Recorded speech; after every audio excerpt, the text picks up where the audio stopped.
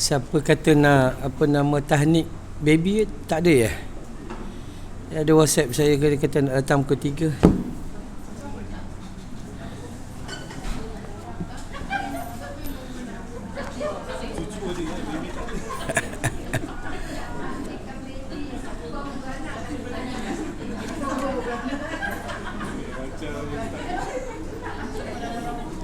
Kata nak bawa cucu je.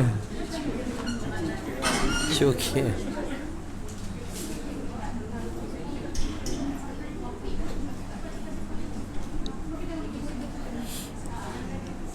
Ada bawa?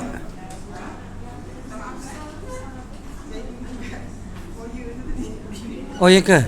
Bawa masuk kat dalam sekejap. Sekejap.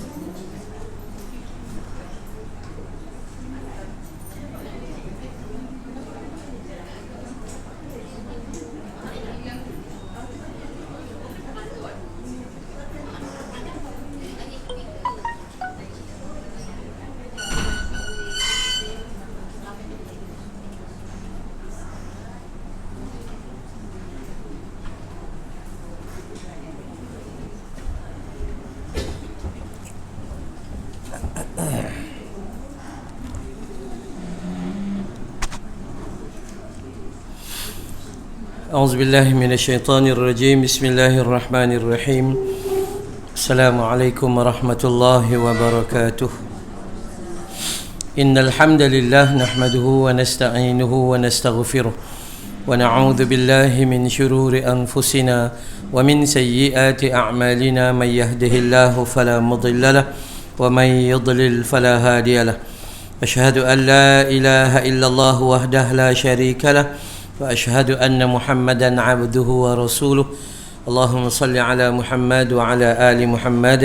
اللهم إنا نسألك علما نافعا ورزقا طيبا وعملا متقبلا والحمد لله رب العالمين. Alhamdulillah, syukur pada Allah Subhanahu wa taala. Dengan Allah kurnia, dengan izin, dengan hidayahnya sebagainya, insya-Allah marilah kita memanfaatkan sakit-baki usia kita ini untuk melakukan ibadah demi ibadah, dan ibadah yang besar bagi kita memperkenalkan diri kita kepada Allah dan Rasul adalah ibadah dalam kita belajar ilmu. Dengan belajar ilmu kita akan memperbaiki segala macam dalam kehidupan kita itu, insya-Allah, terutama dalam kita mengakrabkan diri kita kepada Allah Subhanahu wa taala, insya-Allah. Baik, menyambung pengajian kita dalam buku kita ni. Hari tu kita habis di muka surat 13, 14, 12. Hari ni masuk tajuk baru kan? Okey, hari ni kita masuk tajuk baru, dalil Al-Quran tentang penyakit. Orang duk kata sakit. Siapa cerita? Quran cerita. Itu. Bukan orang cerita. Selalu saya katakan, jangan dengar apa orang kata, kerana ramai orang kata itu dusta lagi auta, sukar nak jumpa fakta. Tu kan ya. Macam-macam cerita. Kita didatangi dengan penyakit COVID-19 kan, coronavirus. Dan itulah ini mesti ada asbab, punca, dan mesti ada obatnya. Tapi kenapa manusia tak jumpa? Disebabkan kepakaran manusia itu dia ada had tertentu. Lepas tu saya selalu pesan, ni tadi kuliah Zuhur saya di Suruhanjaya Syarikat Malaysia SSM KL Central. Saya pesan, tolong jangan takutkan virus lebih daripada takutkan Allah Ta'ala. Sekarang salam pakai siku. Kan tu. Pakai kaki, ya Allah. Kan. udah dah kan udah lah. Jangan risau sangat. Kan Nabi pesan pada kita, kalau Allah dia nak bagi, tak ada siapa pun boleh halang. Tapi kalau Allah memang tak mau bagi, tak ada siapa pun boleh tolong dia. Jadi simple, sangat-sangat simple dalam kita memahami agama kita ini. So kita don't worry and always be happy ya. Tu kan. So keluar rumah, bismillahi tawakkaltu ala Allah wala hawla wala quwwata illa billah. Dalam keadaan yang macam ni, bacalah doa yang selalu keluar di Facebook tu. Masalahnya tak hafal, baca lalu gitu, baca lalu 60 kali baca. Kena hafal lah.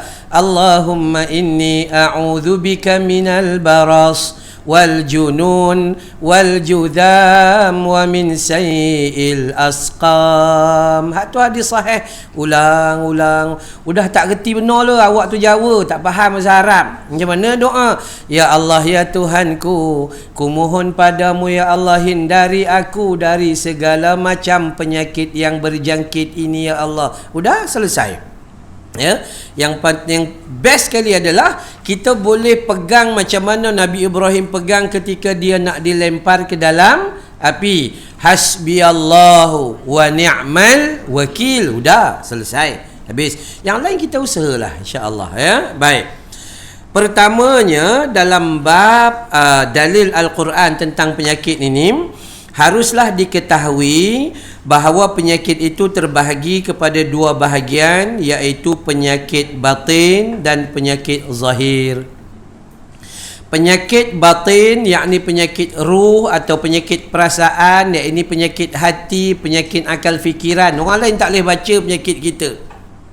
Kadang-kadang kita pun tak perasan, rupanya penyakit kita lebih teruk pada penyakit kencing manis. Penyakit dengki dengan orang, penyakit suka fitnah orang. Itu penyakit itu. Penyakit tak senang hati tengok orang senang. Itu kan ni. Tak senang hati, itu bahaya tu, penyakit hati. Jadi penyakit yang ni kita tak bincang lah. Penyakit ini kita duk baca dalam kitab, selalu ingat, kita selalu minta pada Allah Ta'ala supaya jauh setan daripada kita. Penyakit hati ni punca dia first kali setan lah. First kali setan ni aduwwum mubin. Apa dia? Aduwwum mubin, musuh yang amat nyata. Kedua, hawa nafsu. Itu penyakit hati. Ya, dua asas yang ni pun dah cukup besar dah yang boleh mengganggu gugat amalan kita. Penyakit ini, ya, baik. Penyakit hati tak boleh dirawat melainkan kita mohon kepada Allah Subhanahu Wa Taala. Maka kita cubalah rawat dengan buat apa? Baca Quran. Kan ya? Buat apa? Zikrullah. Okay? InsyaAllah. Kalau makan buah kurma tak jadi. Kalau minum air zam-zam, kau minumlah satu perigi sekalipun, boleh kembung je perut. Kan? Jadi buat apa? Istighfar, minta ampun, baca Quran, zikrullah, iaitu penyakit hati. Yang kita nak bincang adalah penyakit zahir. Penyakit yang terbit daripada zahir, yang boleh nampak di jasad, daripada hujung kepala sampai hujung kaki, yang zahir nampak, dan benda tu dapat kita tak suka, tu nama sakit lah tu. Okay, insyaAllah. Baik. Al-Quran menceritakan pelbagai bentuk kewujudan penyakit batin dalam surah Al-Baqarah, yakni surah kedua ayat yang ke-10. Kita nak bincang daripada Al-Quran. Ada penyakit hati atau penyakit ruh dan penyakit batin ni Allah sebut dalam surah Al-Baqarah ayat 10. A'udzu billahi minasyaitonir rajim. Fi qulubihim maradun fazadahumullahu marada walahum adzabun alimun bima kanu yakdzibun. Dalam hati mereka ada penyakit. Fi qulubihim maradun, dalam hati mereka itu ada penyakit. Fazadahumullahu marada, Allah tambah penyakit yang ada dalam hati mereka. Dan walahum azabun alim, yang tunggu mereka itu siksa yang maha pedih. Kanu yakdzibun, atas apa pembohongan mereka, pendustaan mereka. Surah Al-Baqarah ayat 10 kata manusia ni dalam hati mereka ada penyakit dengki, amarah, tak senang hati dengan orang lain, su'uzan, prasangka buruk dengan orang, Orang bukan tahu. Penyakit hati ni macam puasa. Orang bukan tahu kita puasa. Nampak muka tu bukan main lah, macam puasa. Rupanya kenyang senawa tu. Kita tak tahu. Memang tak tahu. Maka so dalam hati kadang-kadang tu tengok, Masya Allah penampilannya, tengok memang alim lah, banyak ilmu, abid lagi, banyak ibadat, tapi dalam hati tak ada siapa pun tahu. Maka sebab tu bila kita biarkan fi qulubihim maradun, bila kita biarkan penyakit tu ada dalam hati kita, fazadahumullahu marada, Allah tambah penyakit tu lagi. Apa maksud Allah tambah? Allah biar. Dan orang yang ada penyakit hati, dia tak rasa dia sakit, dia rasa dia sihat aja. Orang yang ada kencing manis, dia tahu dia sakit. Orang yang ada asma gitu, tahu dah. Oh, nak mati dah, dia tahu. Tapi orang sakit hati, dia tak. Tapi kalaulah dia layan sakit hati dia tu, ada sifat kedengkian yang sangat tinggi, tak suka dengan orang, macam orang suka sangat dengan dia. Contoh. Ada manusia dia memang macam tu. Maka macam-macam lah. Maka kalau dia tak ubah, maka Allah biarkan dia. Biar. Jadi macam Fir'aun, istidraj. Satu keindahan yang kita nak, Allah bagi, tapi tanpa kasih dan sayang. Fir'aun ni kalau kita baca dalam sirah, baca dalam cerita dia, nyamuk pun tak mau pi kat dia, lalat pun tak mau pi, lipas pun tak mau, apa binatang pun tak mau pi kat dia, penyakit pun tak mau pi. Kenapa? Meluat. Bukan takut dengan Fir'aun, meluat. Kita alhamdulillah solat. Oh, gaut. Kan ya. Puasa lebih kurang kencing manis naik juga. Puasa pun kencing manis naik juga. Kenapa? Sebab penyakit itu adalah satu keampunan daripada Allah Subhanahu Wa Taala. Nabi SAW ni, kita belajar bab penyakit ni tau. Ada satu hadis, Nabi ni dia penyakit paling dia suka sekali demam. Demam ni Nabi SAW kata dia, kalau dia demam, maka demam Nabi panas itu 2 kali ganda daripada kita. Sahabat tanya, ya Rasulullah, apa kelebihan demam ni? Bila Allah bagi panas di dunia, rupa-rupanya Allah dah bagi siap-siap panas di dunia, dan Allah tak bagi panas api neraka dekat akhirat. Tu beruntung. Jangan komplain, kan ya. Bila kita sakit, maka kita katalah inna lillahi wa inna ilaihi. Jangan kata alhamdulillah, jangan kata gitu. Betul. Inna lillahi wa inna ilaihi raji'un. Patut doalah pada Allah. Ya, adhibil ba'sa rabban nas washfi anta syafi la shifaan illa shifauka shifaan la yughadiru saqama. Kemudian ambillah ubat. Makanlah Eufamol ke, Panadol ke, apa sajalah, asal ubat untuk niat kita untuk kesembuhan itu. Jangan biarlah penyakit dalam ni, kalau kita biar, dia akan menghancurkan hati-hati kita ini. Dan walahum azabun alim, orang yang Allah biarkan penyakit dalam tubuh badan dia ni, penyakit hati batin ini, maka walahum azabun alim, dekat akhirat siksa dia sangat-sangat pedih. Ya, siksa akhirat ni pedih ni tak boleh bayanglah. Ya, kenapa? Bima kanu yakdzibun, kerana disebabkan mereka itu berdusta. Apa maksud dusta? Mulut kata lain, tapi hati dia niat tak betul. Kat luar ni bukan main lah, solat tahajud kan main 28 rakaat. Macam kan 28 rakaat. Dia jadi imam solat tahajud ni satu masjid, teriak menangis lah, sok-sek kan. Rupa-rupanya masa dia jadi imam tu, AJK dah pesan bagi dia sedih sikit. Dia buat kerana manusia. Maka kita cukup takut dalam hal ni. Manusia berdusta, sangat-sangat dusta. Nampak muka kira okey lah, okey. Tapi kalau boleh belah dada dia tengok hati, yelek, pucik. Tak boleh, memang rosak binasa lah kita. Itu ayat pertama, surah Al-Baqarah ayat 10. Ayat yang kedua, surah Al-Mudaththir ayat 31. Ya, surah Al-Mudaththir.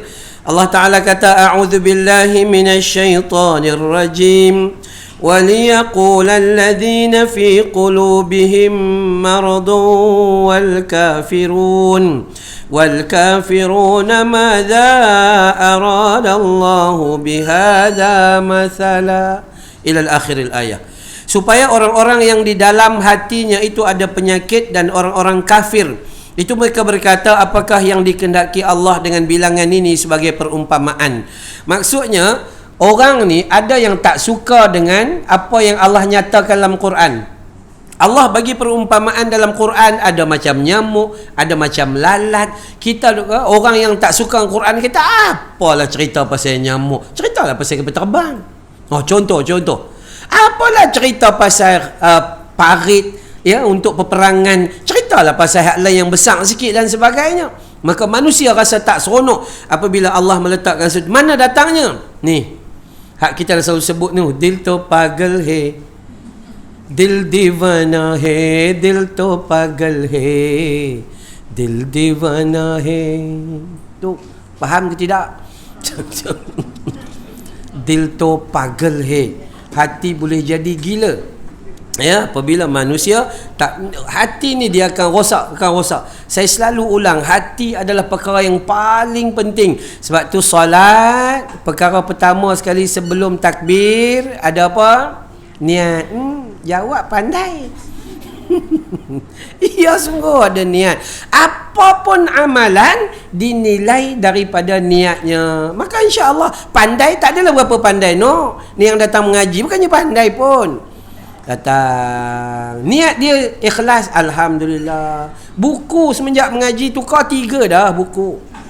Bukannya faham tulis. Jadilah kenapa hak mula nak datang sampailah balik niatnya ikhlas. Cukup kita akan dirahmati oleh Allah Subhanahu wa taala. So penyakit batin ada kat mana? Dalam hati. Dia tak duduk tempat lain, dia ada kat dalam hati. Hati ni dekat mana? Hati kita tak tahu. Kalau hati yang kita tunjuk dekat hati kita tu, kita panggil jantung hati, heart. Kita panggil jantung hati tu. Itu hati tu organ. Tapi hati sebenarnya kita adalah roh. Duduk tang mana? Tak tahu. Pergi cari duduk tang mana. Macam kubur, alam kubur. Kita tahulah kubur tu tak mana. Alam barzah? Tak tahu. Macam tu keadaannya. So roh kita nak cari tang mana? Roh tak tahu. Kita tak tahu dia duduk kat mana. Maka sebab tu duduk dia yang dikatakan hati itu adalah roh kita, niat kita, perasaan kita dan sebagainya. Yang ni dia kena jaga supaya dia jadi baik. Kalau baik, mudah nak sebut, yang kita kena jaga bukan jantung hati seketui itu, bukan. Hati tu pun kenalah jaga juga. Jangan isap rokok. Tu tak elok. Yang tu kena jaga juga. Tapi yang paling kena jaga adalah perasaan. Kalau kita tengok dalam cerita Hindustan, dil tu hati. Dil hati. Tapi dalam hati dia ada man. Tahu man? Bukan Osman. Man. Pernah tengok filem Manisha Koraila dan Amir Khan, filem Man. Ada kan dia sebut khusyar aur gham sehti hai, फिर भी ये चुप रहती है. Betul. Siapa nak sambung? Kita nak bagi tahu bila perasaan manusia dia bawa tak kena daripada mencari redha Allah Taala, maka manusia rosak. Ya, manusia rosak. Okey, baik. Ayat yang ketiga surah Al-Ahzab ayat 32. Ya nisa'an nabi lastunna ka ahadim minan nisa' in ittaqaytunna fala takhda'na bil qawl fayatma'a alladhi fi qalbihi maradun wa qulna qawlan ma'rufa. Wahai isteri-isteri Nabi, ya nisa'an nabi, wahai isteri-isteri Nabi, maka kamu sekalian tidaklah seperti wanita lain.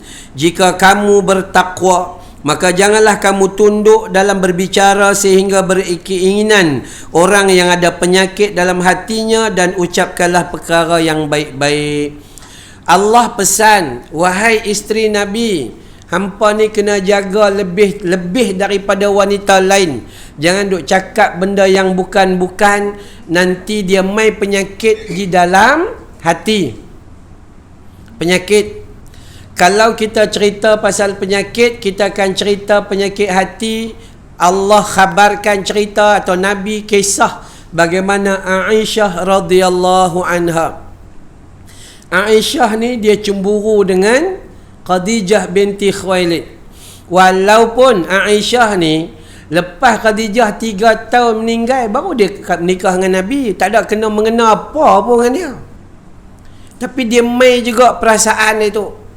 Dia tanya, ya, dia tengok Rasulullah, bila Rasulullah cakap kebaikannya, sebut nama Khadijah, sebut nama Khadijah, sebut nama Khadijah.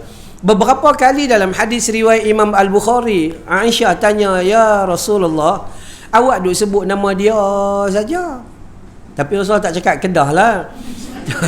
Apa yang duk sebut nama dia saja, kan? Maka Rasulullah SAW buat apa? Dia sembelih kambing. Wahai Aisyah, tolong pergi bagi dekat semua kawan-kawan arwah Khadijah. Pergi bagi lagi kawan tu marah. Maka rupa-rupanya Nabi SAW kata, Khadijah ada padanya orang yang pertama beriman kepadaku dikala orang lain tak mau ikut aku. Wanita dan kan manusia yang pertama peluk Islam, ya, Khadijah. Dikala ketika itu Nabi terangkan kepada Aisyah radhiyallahu anha, Khadijah orang yang pertama beriman. Dikala orang benci kepada aku, Khadijah menghulurkan cinta dan kasih sayangnya kepada aku. Dikala orang tak mau tolong aku, Khadijah bagi keseluruhan perniagaan untuk aku jalankan agama Allah Ta'ala. Dikala orang lain lari daripada aku, Khadijah bagi 6 orang anak kepada aku. Start daripada yang tu, tak komplain dah Aisyah. Diam. Tu.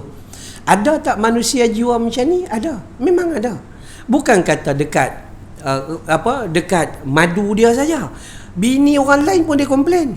Bukan ada kena pasal dengan dia. Kan? Hang jaga laki hang sudahlah. Ni sibuk pasal orang lain. Pun ada juga masalah manusia. Sebab tu kita mai daripada mana ni? Mai daripada hati.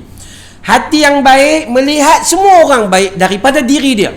Orang yang apabila dia rasa dia lebih baik pada orang, maka dialah manusia paling jahat sekali daripada orang lain. Simple. Baru dengar kuliah 2-3 hari lah, baru 2 muka surat. Bukan main lah selfie masuk dalam Facebook. Jomlah ke majlis ilmu, jangan duduk melengkang saja dalam rumah. Tu kan, bukan dah kerja. Kita kalau boleh sembunyi ibadah, kita kena sembunyi, kan, ya. Moga-moga lah Allah Subhanahu Wa Taala bagi kita kebaikan. Jadi Allah pesan dan Allah didik isteri-isteri baginda Nabi sallallahu alaihi wasallam. Ada laporan kata 10, ada laporan kata 12. Nah, isteri Nabi sallallahu alaihi wasallam ya, ketika dah selesai semua, maka Allah turunkan dalam Al-Quranul Karim fankihu minan nisa masna wa thulatha wa ruba', 4 sahaja bagi selepas kejadian itu dan sebagainya lah. Maka Allah bagi dengan satu-satu benda supaya tak mau ada fayatma alladhi fi qalbihi maradun, ada dalam hati nanti timbul perkara-perkara yang tak elok. Sebab tu mata kita ni, kalau kita boleh merenung diri kita di hadapan cermin, kita akan jumpa. Kita duk kata orang nu, tengok cermin, tengok lah, kita pun teruk rupanya kalau tak tengok. Sebab mata kita, dia punya biasan dia satu, pandang depan saja, belakang kita tak nampak, diri kita tak nampak. So duk nampak orang saja. Sesekali pergi duduk tengok cermin, kan, baru nampak, belah ni kedut, belah tu pun, hidung aku pun kembang rupanya. Duk komplain kat orang kata hidung kembang. Tu dia akan jumpa insya-Allah, ya. Baik, dalil dari dalil-dalil di atas dapatlah kita fahami bahawa sememangnya wujud penyakit batin, yakni penyakit hati yang perlu dirawat.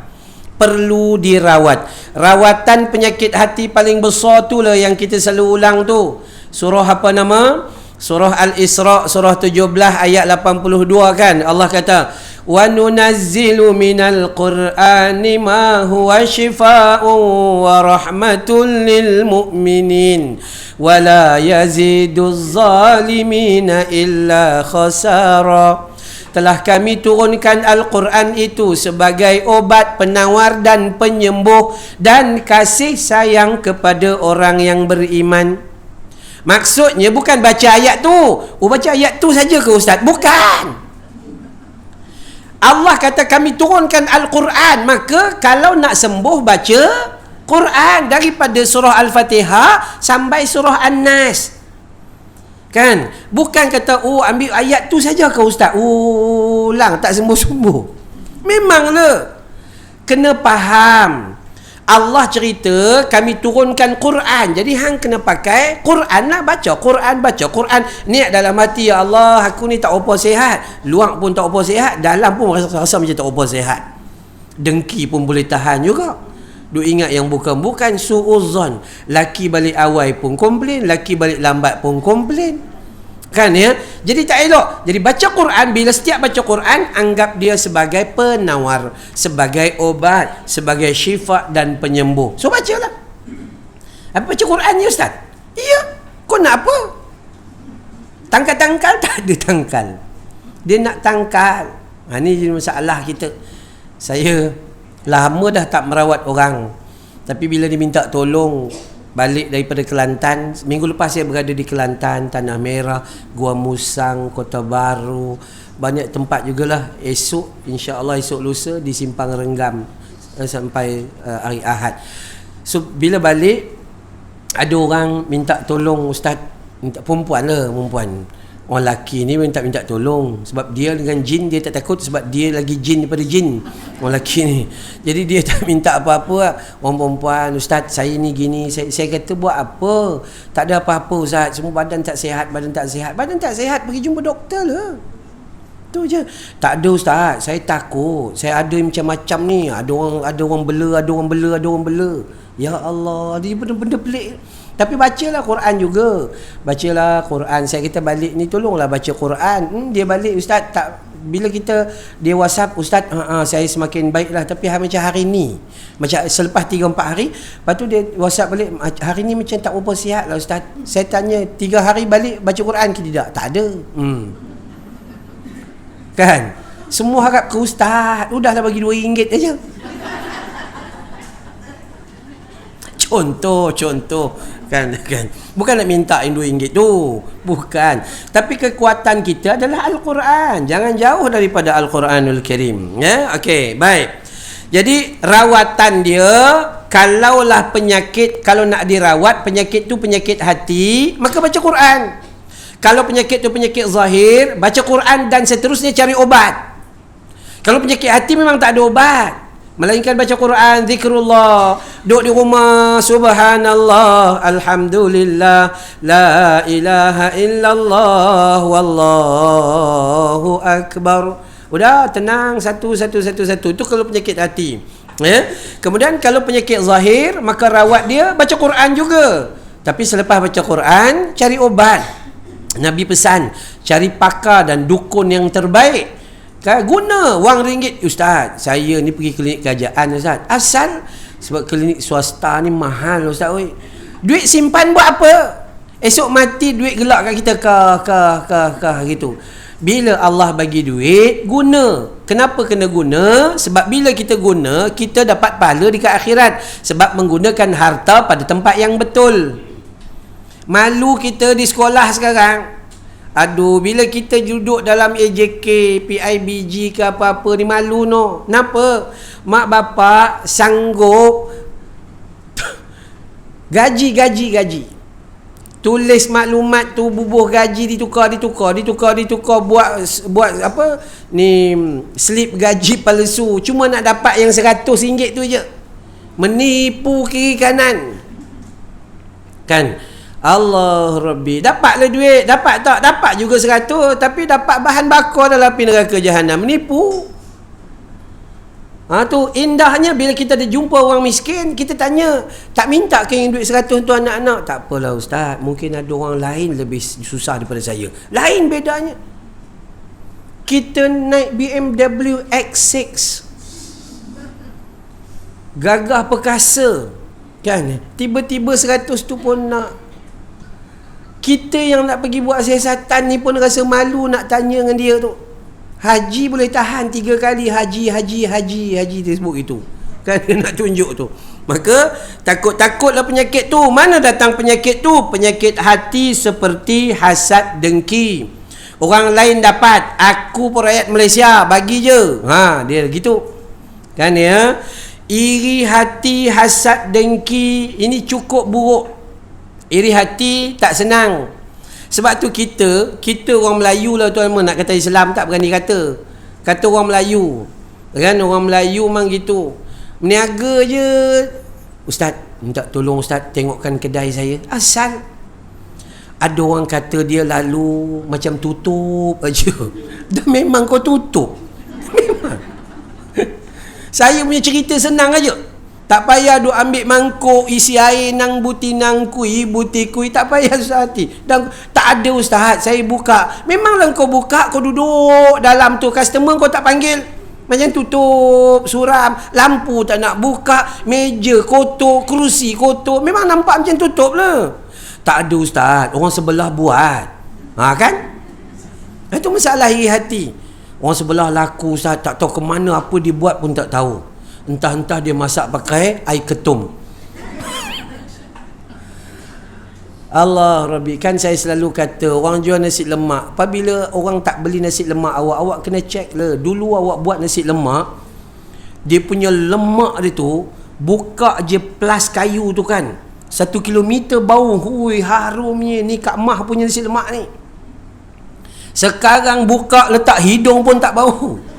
Iya sungguh. Dulu sambal campur bawang campur ikan bilis, sambal normal, sambal telur tu separuh telur. Sekarang tak pecah berapa telur tu, hancur terus. Jadi baik tak payah bagi terus, lagi boleh potong, dia potong. Apa kedekut pahit sungguh, ya Allah. Lepas tu dah habis dah sambal ikan bilis, tak ada sambal dengan bawang saja. Sekarang bawang pun tak ada.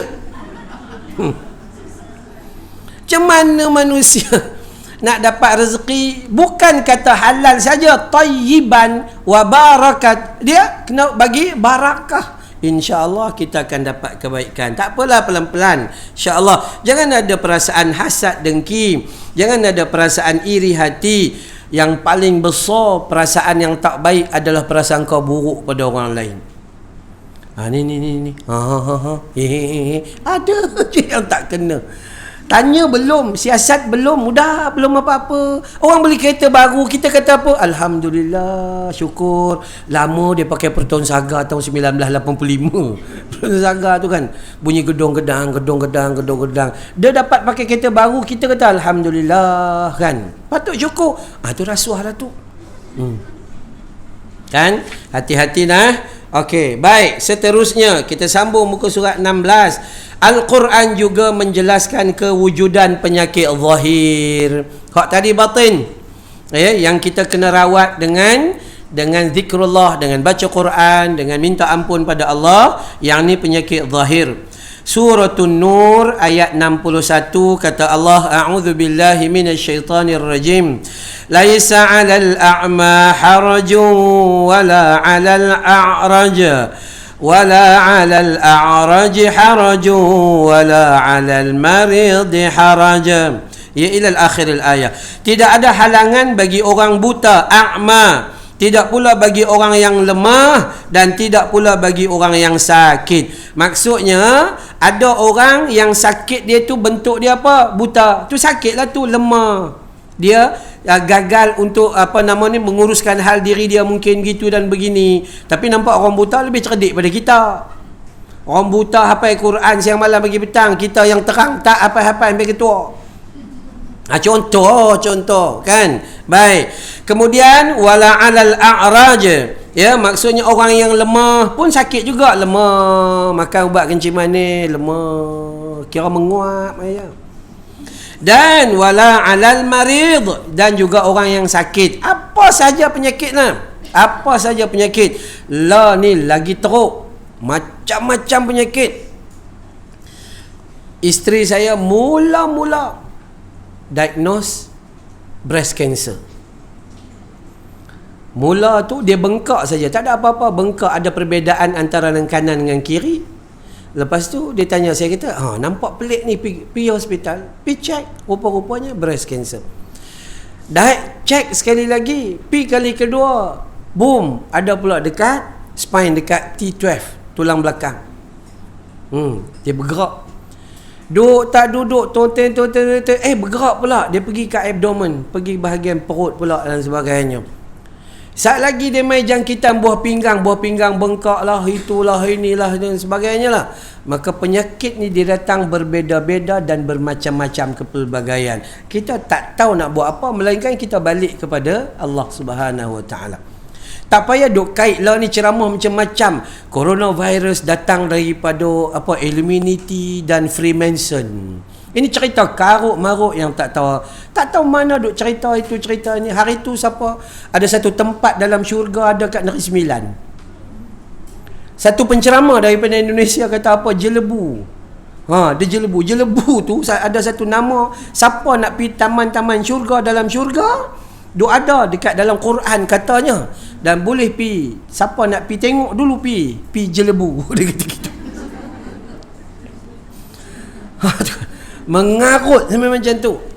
Kan dia cerita ikut suka hati dia saja. Dak. Balik pada Quran, balik pada sunnah Nabi sallallahu alaihi wasallam. Tu nasib baik kalau orang percaya, semua orang pindah pergi jelebu. Tak ada dah Subang orang tak ada, apa semua orang tak ada dah. Nak bagi tahu kita bahawa ada tak sakit? Ada. Sebab Allah kata wa 'alal maridin harajun, dan tidak pula bagi orang yang sakit. Sakitlah. Maksud sakit zahir, lemah tubuh badan dia. Mari surah Al-Baqarah ayat 185 pula. Wa man kana maridan aw 'ala safarin fa'iddatum min ayyamin ukhar. Barang siapa yang sakit atau dalam musafir lalu dia berbuka, maksud wajiblah baginya itu berbuka, maksud nanti dia ganti sebanyak hari yang ditinggalkan pada hari yang lain. Siapa yang sakit, contohnya bulan Ramadan dia sakit, maka dia kena buat apa? Dia boleh tidak berpuasa. Ada dua golongan yang disebut sini, barang siapa sakit ataupun musafir. Ada orang kat tangan, Ustaz, saya naik kapal terbang daripada Skypark Subang, naik Malindo, turun dekat Kota Baru. 51 minit turun rasa macam teringin lah nak makan kuih teh itik. Atau nak makan nasi kabu ke apakah gitu gini. Hukumnya boleh ke tak boleh? Siapa jawab? Boleh ke tak boleh kalau dia tu bulan Ramadan? Bunyi berderet gitu. Jawapan dia boleh lah. Sebab dia dalam musafir. Ustaz, dia naik kapal terbang ikut suka hati dia lah. Dia naik kapal terbang ke apakah. Hukum kata boleh. Dia bukan kira naik kapal terbang, naik unta, naik kapal selam dah. Hukum dia bila awak bermusafir lebih dari 2 marhalah, maka hukumnya dia dibenarkan berbuka. Habis. Kan? Itu cerita dia sangat mudah. Ni kita duk kata takkanlah naik, takkan apa? Hukum kata macam tu. Cuma kita aja tak faham hukum, kan ya.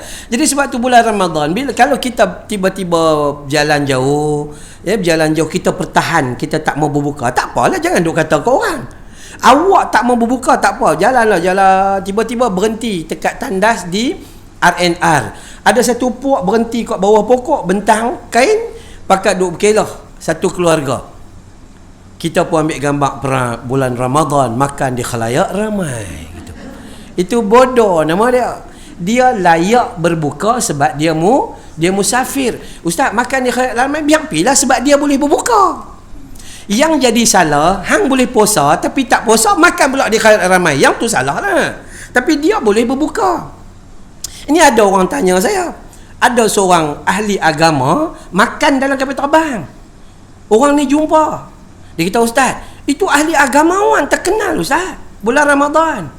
Biar kada lah dia nak makan, dia musafir. Musafir boleh buka ke naik berterbang? Dia tak ada kena mengena. Dia dah sibuk ke naik ke terbang ke, naik apa ke, dah.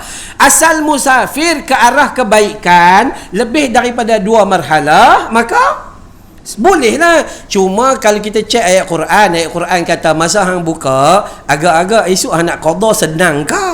Yang tu saja beza dia. Simple, sangat simple. Orang perempuan yang menyusukan anak, tak payahlah bersusah payahlah macam mana ni ustaz. Kan? Saya kata macam mana apa kalau anak hang jenis minum susu ni berlambak-lambak. Sat minum, mak kehilangan segala-gala macam, lemah habis semua badan. Maka hukumnya tak payahlah puasa. Dak ustaz, saya puasa ustaz. Waktu sahur saya minum 2-3 tong. Apa gila sebenarnya macam tu? Kan, tak payahlah susah hati. Agama Islam ni agama yang sangat sempurna. Dia tidak pernah menzalimi hambanya. Agama yang kena kepada fitrah sifat hidup manusia. Simple. Sangat-sangat simple. Okey? Jadi Allah kata siapa yang sakit. Sakit tu apa Ustaz? Adakah orang yang boleh tinggal puasa ni sakit tu sakit kencing manis ke, darah tinggi ke? Dia tak tentu sakit. Asal sakit yang menjadikan badan dia lemah, maka dia boleh berbuka. Nama tak kisah. Dia tak kisah influenza A ke apa ke, tak kisah. Jadi melemahkan dia dan boleh memberi bahaya kepada hidup dia. Ini dia kata, Ustaz, dia tu kencing manis, boleh buka ke? Tak payah duk peduli. Kan? Tak payah peduli. Asal dia tu namanya uzur, sakit yang menyebabkan mungkin beban kepada diri dia itu. Baik, maka di sini dikatakan bahawa siapa yang tinggal puasa, maka esok qada sajalah mengikut berapa hari. Okey, sila.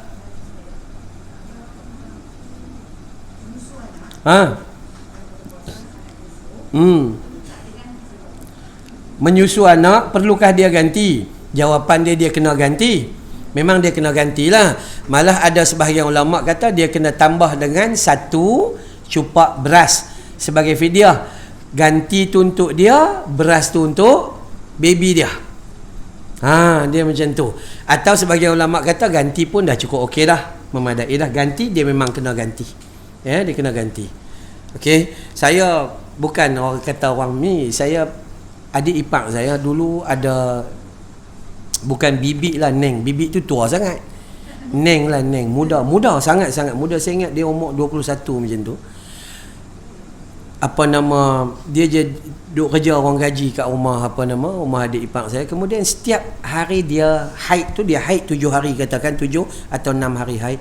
Lepas dia suci saja, dia solat maghrib 7 kali. 7 kali dia qada. Kan, solat subuh 7 kali. Bila adik ipar saya perasan, mai tanya kita, dah abang ipar ustaz? Lepas tu tanyalah ustaz pula tu. Kan, akhir dia mai tanya. Saya kata seperti ni pasal apa? Qada ni sepatut qada puasa saja. Dah dia kata, depa mengaji di kampung depa sana memang kena qada, jenuh. Dah agama tak kata macam tu. Ni sebab tu apabila manusia tak faham ilmu, dia akan jadi macam-macam masalah. Ni macam-macam masalah. Jadi kita kena faham ilmu. Baik. Jadi dalam Al-Baqarah ayat 185 ni bagi tahu bahawa kalau dia sakit, maksud ada tak penyakit? Adalah penyakit. Bila orang yang ada penyakit dan melemahkan diri dia untuk berpuasa, maka dia dibenarkan untuk cuti. Yang ketiga, Al-Baqarah ayat 196. فَمَنْ كَانَ مِنْكُمْ مَرِيضًا أَوْ بِهِ أَذًى مِنَ الرَّأْسِ فَفِدْيَةٌ مِنْ صِيَامٍ أَوْ صَدَقَةٍ أَوْ نُسُكٍ. Dan jika ada di antaramu yang sakit atau gangguan di kepalanya lalu dia bercukur, yang ni ketika dia menunaikan umrah atau haji ni, maka wajiblah atasnya berfidyah, iaitu berpuasa atau bersedekah ataupun berkorban. Sakit tu ada tak perkataan sakit? Ada kan perkataan sakit. Nak menunjukkan kalau kita sakit, maka kita boleh tarik diri daripada amalan apa-apa syariat tu boleh. Tapi solat memang tak boleh lah. Solat kena solat. Puasa tak apa. Haji tak payah, coronavirus tak payah pi. Umrah lagi tak payah pi. Ni banyak tergantung ni. Tadi anak murid saya kat SSM kata, ustaz, patut kami pi 17 hari bulan Mac. Gantung. Surat tu bunyi apa? Sehingga diberitahu kelak. Kelak lah kau tunggu. Tu kan. Perasan ke tidak? Allah cuma beri peringatan pada kita, satu penyakit hampa apa pun tak boleh buat. Manusia jadi haru biru. Hang ada duit, hang tak boleh makan angin time ni. Hang simpanlah bertong-tong duit tu. Malah yang lebih teruk sekali, gagal untuk kita menunaikan ibadah akibat daripada perkara ni. Akibat daripada perkara ni, kita tak boleh nak buat apa. Lah ni, mai pula jadi pula dekat Melawati Mall. Tempat hak saya duk pi juga selalu. Tu kan ya. Jadi macam itulah keadaan ni. Jadi macam tu. Kami bila jadi dekat pantai hospital hari tu, isteri saya ada dekat dalam hospital. Jadi kejadian dekat pantai hospital dan hilang orang dalam tu senyap sunyi. Lalu jumpa nurse saya lalu. Orang lain tak mau pergi. Takutnya manusia. Takutnya. Kita tengok dan kita kena perhati, kita kena pandang dan kita kena macam-macam. Saya ulang balik hari tu kita bila jadi virus, kita kena pandang apa? Ini ujian. Mungkin balak juga daripada Allah Taala. Bila kita pandang kematian apa hari tu? Abang Boceh kan. Kita pandang, aku ni tak ada ilmu faraid ni. Tiba-tiba pula adik-beradik nak buat sibuk, nak ambil reta si mati, sedangkan si mati tu ada anak lelaki. Bila ada anak lelaki, adik-beradik tak ada harapan langsung. Tapi Allah memang tak ada harapan pun. Tu sungguh. Jangan duk berangan. Adik kita mati atau abang kita mati, kak kita mati, kononnya dia ada anak seorang saja, harta mai kat adik-beradik. Tak ada, sebab dia ada anak lelaki hijab. Jangan duk berebut tak tentu hala, tak ada hak. Ya. Mai pula ada cerita pula, kita ni ada seorang, satu lelaki, satu perempuan, satu khunsa. Ada hak terbaru pi umrah jentayu. Jantan ayu. Jantan ayu, jentayu pi umrah pakai telekung. Kita belajar tak belajar lah. Lelaki menyerupai perempuan haram, perempuan menyerupai haram, tak boleh buat apa-apa. Tak boleh. Hang pilah buat apa pun memang tak boleh. Hang pilah operation di Thailand kah, itu kah, ini kah, memang tak boleh. Melainkan hang khunsa baru boleh buat pilihan mana satu yang lebih dekat dengan emosi dia tu, boleh, tak ada masalah. Hal lain tak boleh. Mai pula ada perkahwinan keluarga artis, adik ipar dengan abang ipar belega pipi, cup-cak bercium. Ni pun ada dalam kelompok kita hak mengaji ni. Allah tak ada apa-apa ustaz, sepupu saja. La ilaha illallah. Orang tua-tua kata tak ada apa ustaz, bukan nak rasa apa. Sepupu boleh menikah tak? Jawab pandai. Betul. Sungguh Allah, kita kena pandang dan kita mengaji. Kita belajar mau'izah, ambil pengajaran daripada tu. Kena faham. Tambah-tambah orang perempuan, awak ada kelayakan tambahan sebenarnya. Selepas bercerai hidup atau bercerai mati, kelayakan tambahan dia, awak boleh pergi tuntut di mahkamah harta sepencarian walaupun awak tak pernah cari. Tuntut harta sepencarian selama hidup bersama dia. Kalau orang kata, akak mana pernah cari? Cari. Pinggan basuh, saya yang basuh. Kalau tidak, dia nak makan apa? Saya duk masak, saya duk ini, basuh baju apa semua ni, saya lah yang mengusahakan kehidupan dia. Dapat tak? Dapat. Berhak. Cuma orang perempuan ni baik dia terlebih. Baik. Jadi belum apa-apa lagi. Jadi Janet Jackson bawa beg lari keluar zong. Jangan keluar daripada rumah. Kalau tidak takkan menang di mahkamah kalau jadi apa-apa. Sebab awak duduk kat sana, kalau jadi apa-apa pun, hak 3 kali suci masih ada. Kalau meninggal lagi 4 bulan 10 hari. 4 bulan 10 hari. Ada masa lagi untuk buat macam-macam tindakan di mahkamah. Kena pandai. Bukan saya kata orang perempuan ni perlu pandai untuk pusing, tu bukan. Tapi mengambil hak. Hak supaya anak-anak terjaga, kehidupan terjaga dan sebagainya. Sebelum dapat menikah lain. Tu kan. Habis-habis yang tu pula orang lain tak masuk Minang. Tak ada can. Tu kan. Sungguh kalau orang berkenan tak apalah. Okey, nak bagi tahu supaya kita jaga apa kita panggil, bila kita sakit ke, bila kita, apa sahaja ada agama yang boleh kita kembali untuk dapatkan pengajaran daripadanya. Surah An-Nisa ayat 43, kita cerita pasal dalil Al-Quran ni, cerita pasal sakit. Wa in kuntum marda aw ala safar أو جاء أحد منكم من الغائط أو لامستم النساء فلم تجدوا ماء فتيمموا صعيدا طيبا. Dan jika kamu sakit atau sedang dalam musafir atau datang daripada tempat buang air, atau kamu telah menyentuh perempuan kemudian kamu tidak mendapat air, maka bertayamumlah kamu dengan tanah yang baik, yakni suci. Maksudnya kalau kita sakit tak boleh wudu, kita sakit tak boleh mandi junub, maka tayamum. Mengaji bab tayamum kadang-kadang sampai tua tak reti. Tayamum tak payah pakai bedak kati kura. Tu bedak zaman kita kecil-kecil dulu.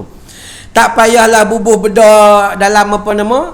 Dalam talam bubuh no, udah macam opera tu. Bukan. Tayamum ni debu yang suci, tak nampak pun di tangan. Kalau nampak tu tanah lah tu. Ambil tanah kuning bu, jadi bedak pula kuning tanah tu. Debu. Debunya bukan habuk. Jangan pi dekat sofa ketuk boom naik. Itu habuk, tak boleh. Debu. Sentuh dia dekat mana-mana bangunan. Sapu muka. Lepas tu sentuh tempat lain, sapu tangan kanan, sapu tangan kiri. Selesai lah. Tu saja ustaz. Habis takkan nak kumuk. Tu kan. Kumuk. Itu saja. Niat dia macam mana? Niat tak ada macam mana. Niat semua dalam hati saja. Kan? Tak payah duk sebut usolli ke nawaitu ni. Tak payah duk susah hati ya. Tu nak bagi tahu. Sebab tu Allah Ta'ala pesan, kalau kita sakit, maka bolehlah. Sama juga orang yang berjunub. Orang yang junub, ya, saya mengajar orang perempuan pun saya akan cakap bagi clear, saya tak suka simpan-simpan. Sebab orang takut orang perempuan balik, ustaz cakap apa tadi? Tak apa faham dia tak boleh tapi dalam cerita tu. Contoh, kita berjima dengan pasangan kita, bangkit-bangkit pagi ayak tak ada. Syabas dia tak apa syabas. Ayak tak ada, kan? Apa pun tak ada ayak. Tengok tangki kering tak tahu bocor tang mana, dalam bekas apa takungan pun tak ada, apa pun tak ada. Nak buat macam mana ni? Bangkit pagi. Kita orang Melayu senang saja. Kita punya jawapan tak apa, tunggu ayak mai mandi qada. Otak kita qada saja dah. Kita boleh ganti junub itu dengan bertayamum. Solatlah seperti biasa. Nanti bila syabas dah, dia hantar balik ayat, masa tu mandi balik sajalah. Itu. Ustaz nak tanya, apa nama ni? Ni ada orang tanya, saya lah, ramai juga orang bodoh ni. Awak macam tu. Dah. Ada beza tak ustaz? Maksudnya tayamum wudu dengan tayamum mandi junub. Hak mandi junub tu kena bubuh tak pasir, golek satu badan. Bukan dah kerja. Kan? Tu. Sebab itulah ambil macam biasa tu sudahlah. Hak lain tak ada masalah apa-apa. Han tak payah duk bubuh atas kepala, jenuh sekali nak shampoo. Kan? Tak payah duk susah hati. Buat dua tu saja. Wajah dan juga dua tangan. Dah, habis, selesai. Solat macam biasa. Okey. Nak bila dah sentuh ni kena bagi tahu kok, sebab ramai orang tak faham. Ya? Okey, baik. Sila.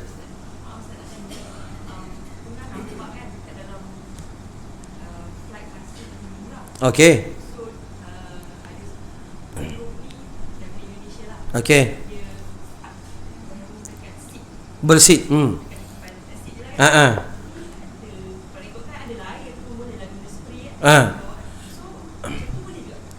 Okey, jawab dia adalah yang pertama, kita memang tak boleh bawa kecairan masuk ke dalam flight. Bila kita bawa macam ni, kalau depa kata hang buang dulu ayak, hang bawa botol naik kosong boleh. Kan? Kita apa-apa saja dia akan tinggal dekat luggage punya area kan. So apa kita naik kosong. Melainkan kita minta ayak dengan nurse. Dengan nurse pula. Dengan stewardess, sebab duk pergi hospital lah. Tu kan ya, dengan stewardess. Yang tu jawapan dia yang ada tambah bila kita naik A380, dia ada 2 tingkat, tandas dia ada hujung tengah lagi ada kan, banyak. Maka boleh ke tidak untuk kita bertayamum pada ketika itu? Sebahagian pandangan mengatakan boleh. Boleh. Kenapa? Kalau semua orang pi ke tandas sengit ke terbang. Semua pergi ambil wuduk sengit ke terbang duduk macam tu.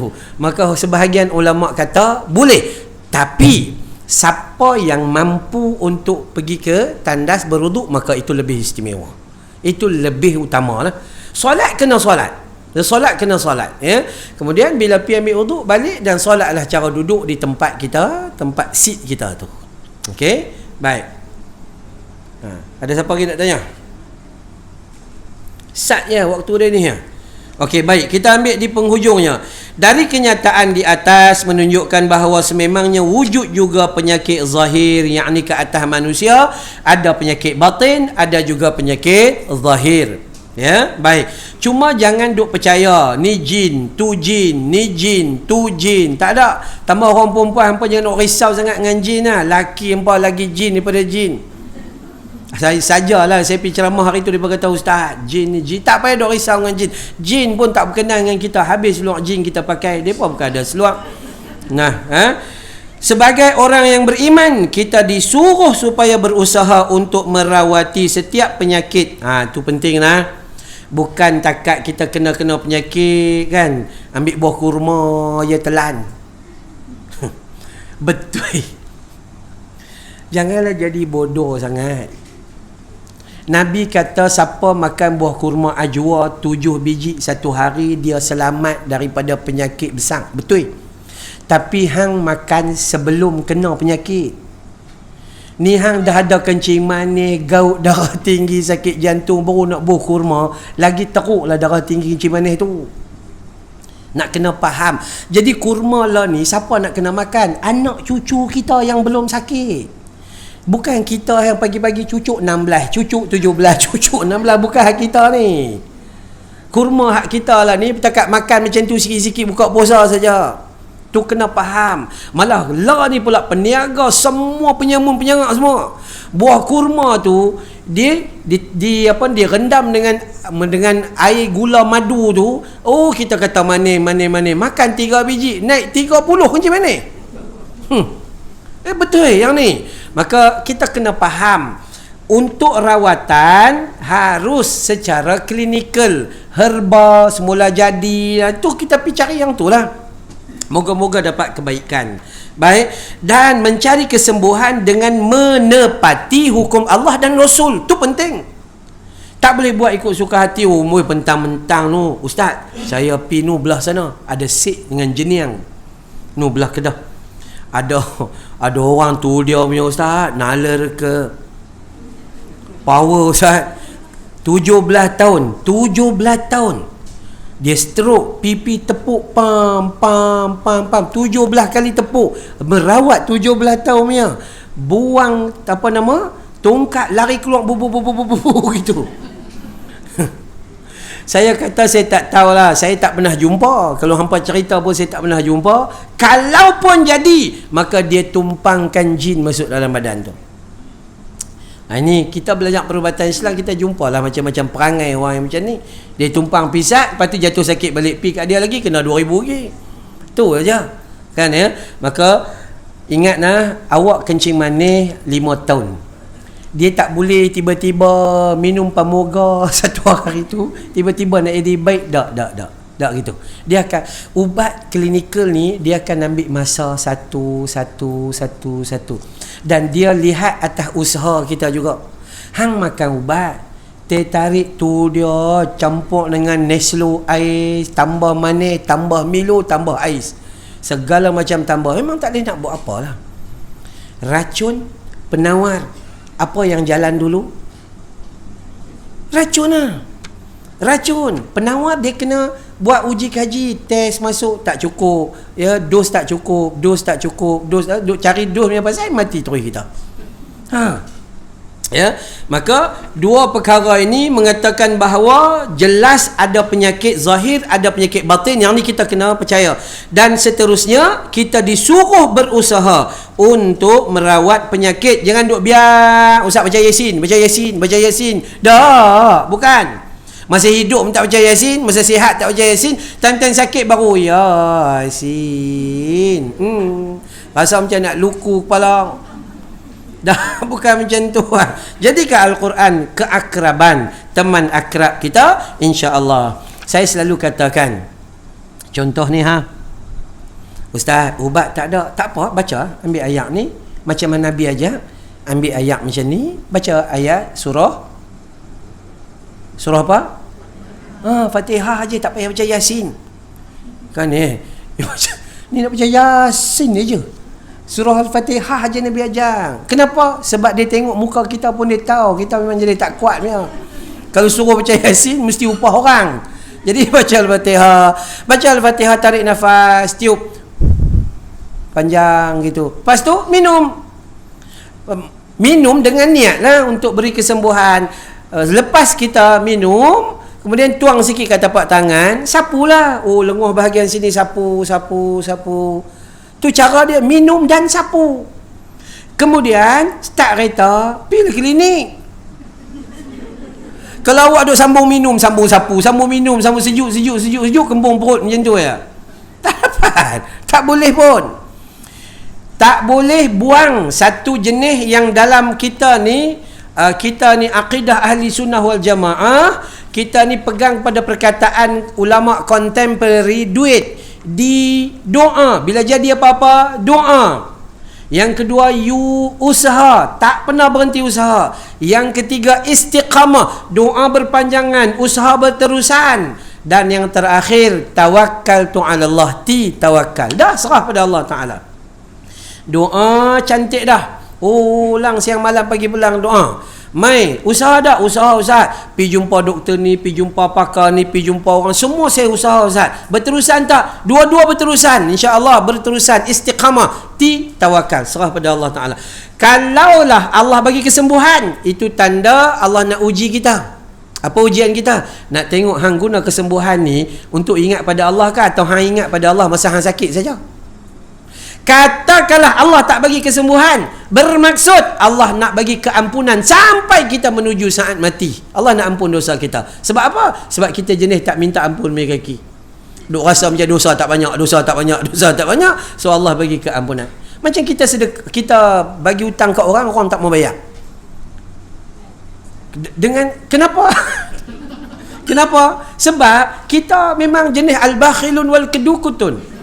Kalau saja-saja nak sedekah tak ada. Orang hutang baru kita bagi. Dan orang pula tu tak dapat bayar, maka hutang kita tu Allah simpanlah di syurga untuk bagi pihak kita.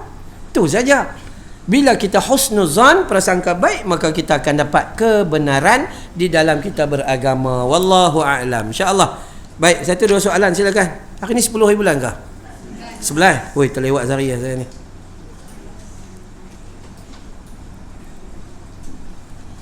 Okey, sila. Sekali lagi.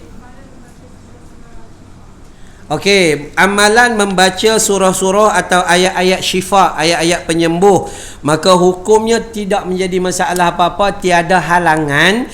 Cuma saya katakan bahawa membaca Al-Quran, tolonglah cari tu kerana siapa? Kerana Allah Ta'ala.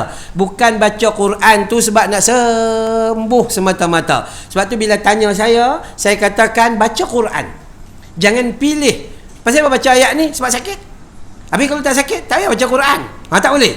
Maka amalan yang terbaik dari sudut tasawuf adalah baca seluruh Al-Quran dengan mengingatkan bahawa ianya adalah rawat, syifa dan sebagainya. Itu lebih utama. Tapi hak tadi tidak menjadi satu kesalahan. Cuma takut niat kita itu takut lari daripada landasan kebenaran sahaja. Wallahu a'lam. Dah, habis. Sat ya, main mengaji ni. Kalau yang tak mau main tu karuk sikit. Bukannya lama mana. Okey, moga-moga Allah kurnia kebaikan. Nak bagi peringatan macam biasa, nak bagi peringatan sikit siapa-siapa yang masih berminat nak jadi pewakaf kami tu. kami harap duk cari lagi ramai pewakaf RM30 sebulan untuk bantu kami membiayai pusat tahfiz kami di Bukit Beruntung. Ya, insya-Allah moga-moga Allah bagi kurnia dan rahmat. Bismillahirrahmanirrahim. Alhamdulillahirabbil alamin wassalatu wassalamu ala sayyidil mursalin wa ala alihi wa ashabihi ajma'in. Ya Allah ya Rahman ya Tuhan kami, ampuni dosa kami ya Allah, dosa ayah dan ibu kami ya Allah, dosa pasangan hidup kami ya Allah, dosa anak-anak dan seluruh ahli keluarga kami ya Allah. Ya Allah ya Tuhan kami, ampuni dosa teman-teman dan jiran-jiran kami ya Allah, umat muslimin wal muslimat yang hidup maupun telah meninggal dunia ya Allah.